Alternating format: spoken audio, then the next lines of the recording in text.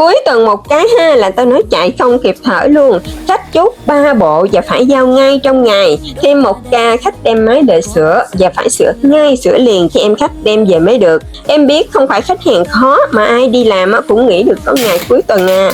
Phải tranh thủ dữ lắm mới có thể đi chốt đơn và ở nhà nhận hàng. Hiểu được tâm tư của khách hàng nên em cũng tranh thủ lắm để cho khách hàng kịp nhận máy về tay đúng như kỳ vọng, để khách có thể sở hữu ngay sản phẩm mình yêu thích. Nếu không kẹt xô thì em cũng tranh thủ bằng mọi cách để khách hàng đến với em bằng sự hài lòng, chứ không đơn giản chỉ vì sản phẩm đẹp. Như anh khách này nè, ủng hộ em lần 2 rồi đó. Anh mua máy về cho nhân viên làm việc, dịch vụ ok là anh chốt nha. Cảm ơn anh đã tin tưởng shop. Cảm ơn quý khách hàng đã yêu mến và ủng hộ Tài Lộc Computer. Xin chào. Hãy về với em.